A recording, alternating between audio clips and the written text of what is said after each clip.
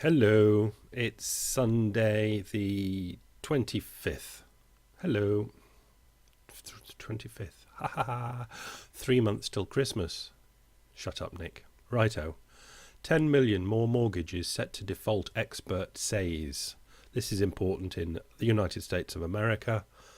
Roughly 10.4 million mortgages, or 1 in 5 outstanding home loans in the US, will likely default if Congress refuses to implement new policy changes to prevent and sell more foreclosures, according to analyst Laurie Goodman from Amherst Securities.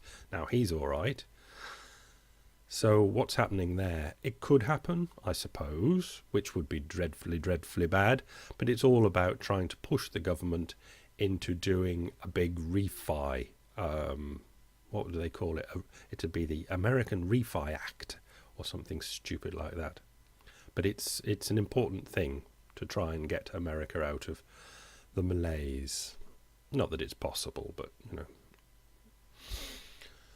Next, BP oil is not degrading on the floor of the Gulf of Mexico, a study says. Tar balls washed up onto the Gulf of Mexico beaches by Tropical Storm Lee earlier this month show that oil left over from last year's BP spill isn't breaking down as quickly as some scientists thought it would. Shock horror. University researchers said Tuesday, Auburn University, experts who studied the tar samples at the request of coastal leaders said the latest wave of gooey orbs and chunks appeared relatively fresh, smelled strongly, and were hardly changed chemically from the weathered oil that collected on the Gulf beaches during the spill. They sprayed it all, didn't they? Lots and lots of spray, and it dropped down to the bottom where it was just meant to go poof and disappear. Third link, central banks net buyers of gold for the first time in 20 years. Financial Times. European, but it's in white. I wonder where I got that from. Don't know.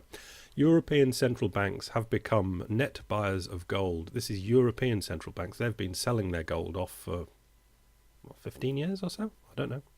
Something like that. European central banks have become net buyers of gold for the first time in more than 2 decades. This latest sign of how turbulence in the currency and debt markets have revolutionized the bullion market. What do they call it? A contrary indicator or something. Fourth link is Bruegel, resolving the European debt crisis. There's a lot of reading there, but there's a lot of wonderful information in there. If you really want to know what's going on in this European, what's going on and what can be done about it, that's one of the places to go reading. Funny enough, Lee Buchheit's there. Now, I don't want you to think that I'm a pervert or anything, but I can remember that Lee Buchheit was the last person I was thinking of when I went to sleep last night. Had a kitty sitting here, and I was just doing I don't do much thinking in bed. I just normally go to sleep. It only takes a couple of minutes. But I remember I was thinking about Lee Buchheit. And I was thinking that if the world was run by Lee Buchheit, it'd be all right, because he's just so credible, so believable, so masculine and dominant and wonderful that, anybody would follow him. Anyway, he's there, giving, and this is the point. He's there, and he's not at the G20 meeting. This G20 meeting that's meant to be coming up with levered trillions of dollars, euros, yen, whatever they're meant to be coming up with to solve the euro crisis. It's the wrong people, really, that are there. You need people like Lee Buchheit and other people that are there. But, I mean, they're there, and who was sponsoring it? It was Tudor, wasn't it? Tudor and BlackRock. I mean, they're hedge funds, basically. And it's Peterson Institute. But that's where the brains are, unfortunately, and you need brains to sort this out. They've at least got to be dragged in because they represent the market. And they're kind of, there's two parties. The G20 are trying to do this with their central banks and treasury ministers and government representatives, and the markets with the real brains here. And Lee Buchheit, he's the law. I mean, representing what really happens in reality, what they can do with the law. But this lot, was it this lot? Yeah. The G20 can change laws because they're the lawmakers as well. But the markets have just got so many brains in there. And it's as though they're at loggerheads fighting each other. And of course, the market wants to make money because that's what they're paid for. But meetings like this aren't really to make money. They're to they want it sorted out as well, because it's too turbulent. I mean, the world coming to an end is not good for anybody. But there we are. That's that. Yeah, the Euro people trying to sort it out. Geithner didn't kick them into it, so when they went to the G20, everybody stomped on them there to do something to really get their shit together. It's the banks at the base of it that's the problem still, because, well, they just are, aren't they? They've lent money to people that aren't going to repay it, which is not good banking. Oh, I'll tell. Okay. Okay, this not this whole thing. Yeah, to an extent. Okay, this whole thing. I use this 30 years, that nothing's been going good for 30 years. 30 years ago, what we had, the double-dip recession of the 80s, you could say it was caused by the price of oil spiking up. The price of oil spiking up made a lot of money for, let's say, the Gulf oil kingdoms. They're mainly kingdoms. And then they were rolling in cash, and at that time they didn't have huge social societies to spend the cash on. Not that they could have, it was such an elevated BIP of cash, they wouldn't know what to do with it anyway. So they gave it to banks, and at the time they were a bit pissed with America, so they gave it to European banks. But, individual European banks, 4, say, or 5, 3, 4, 5, something like that. And they'd a big pile of cash each, but the bankers are bankers and Saudi princes are Saudi princes, and you can easily bribe a Saudi prince, and the money would move then from one bank to another bank. And the banks, they'd have this huge wad of cash deposited.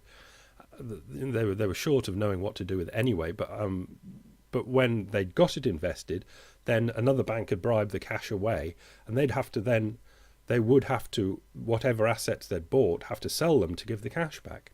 But what came to pass was that the central banks of, let's just say the world, it was more local than that, but the central banks of the world got together and said, look, we appreciate that the banks are getting completely messed about by the new Gulf oil, petrodollar money, because it'd be come in and take out. And as soon as you took it out, the banks would be forced to sell the assets at fire sale prices, to get the money to give to the Saudis. So the central bank came to an agreement, formed a club, came to an agreement that the central bank would pay the Saudis. In fact, they wouldn't pay the Saudis. What they'd do, because they knew the Saudis had just moved it to Bank F, the central bank would credit Bank F with the money. So Bank B, or whatever it is, wherever the money came from, didn't have to sell anything. They just have time then to sell the assets slowly, or whatever they had to do slowly, nothing flooding onto the market, to fill the hole again that had been taken from the pile of cash. So the pile of cash was at now D, E and F, and then E would get it ripped off it. And this is the way it was going, but the central banks got together with this club and sorted it all out, smoothed it all out.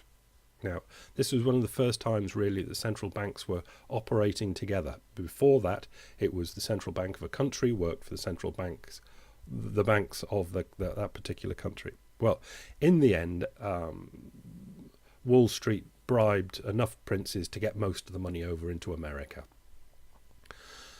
And they were obviously involved in this, and then it did some shuffling around Wall Street, and then it kind of settled.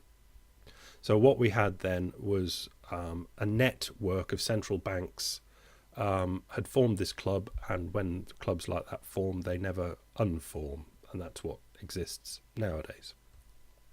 This changed in kind, but it broke the ice of the country, central bank, individual, and linked hands with all these central banks. So that money then was mounting up in Wall Street banks. The Wall Street banks didn't know what to do with it for local lending or whatever, so they went round the world and gave it to the worst type of dictators and third world idiot leaders that were ever invented. Okay, lent it out, and of course it never came back. South American dictators and all sorts. Stupid. The whole thing was mad. But, so, they go to their governments and said, look, this lot aren't paying back, mainly South Americans. They, went to the government, went to the central bank, said, can we sort this out? And they did. I won't go into all the details, but they sorted it out that up till about 1990, they were repairing their balance sheet, they call it. They were repairing their balance sheet. And then the government said, let's put an end to this. And, you get, that's the time for Brady bonds, I think it was. Anyway, it doesn't matter all the details. But what the governments and central banks had done had said, okay, you get your balance sheet slowly put together and we'll make the money up from our side that you don't have to go bust. So all the central banks have got together and done this, and that was fine. And there were a couple more incidents of that sort of thing happening with governments and central banks getting together to bail out. That's really bailing out banks. Up until the 2008 time, and it all happened again with the what we're calling subprime, but there was a lot more dodgy lending than just subprime, but the subprime and all the interbank lending that went on. And the government and central banks came in and did it again and hoped that it wouldn't take the 8, 9, 10 years that it did last time. Well, the main time in the 80s for the Gulf oil petrodollar money, and hoped that as long as they could just, take care of it in the short term, let time heal everything. But what we've got now is 4 years later. Is it 2007 it really started? Yeah, 3-4 years later, they've got another hit. They're just not getting the time to do the time healing thing. This is why they're doing the extend and pretend. They're hoping that it all comes right again, because they've done it in the past. I won't say many times, but a couple of principal times. They've done it in the past. They know what they're doing. I mean, it was Volcker that organised it last time. The big job. Anyway. So they're being hit again by this one. And basically, all they're trying to do on the G20 government central bank side is to run another scam of exactly the same game plan, just try and fill the holes and hope that time will. But they should realise that they've had the next big explosion just after the first one. All right, they've got America just about plugged, but now they're going to have to do it for Europe. And they're thinking, as long as we've got America plugged, now we'll plug Europe, and then there'll be time to sort it all out. But I don't think there will be. Because you just don't have dynamism after an incident like this. So they're just not going to get the time. But the G20 government, central bank, treasury people don't know any other way. But people like these, the Bruegel people here and the Peterson Institute are trying to work out other ways of doing it. But there are other ways of doing it, but they're all bodges. There's no definitively good way of doing it. Otherwise, since the 80s, they would have thought of some better way of doing it. There is no decent way of doing it. Anyway, I didn't mean to go on like this, but that's kind of what's happening there. They're just thinking of another plug for it because it's worked in the past, and they hope it's going to work this time. But really, if you read things like this, you find that it's not going to work this time because they won't have the time because everything's just moving so much quicker now. It's like the world is accelerating. Because if in the last 30 years things had been getting better and better and better and better, then yes, as things get better, things get better. But things over the last 30 years have not been getting better. They've been going downhill, basically, or at least staying flat, or to getting worse. So if you just wait more time, things don't get better, they get worse. So they're stuffed. We're stuffed. We're all stuffed. See you tomorrow. Bye.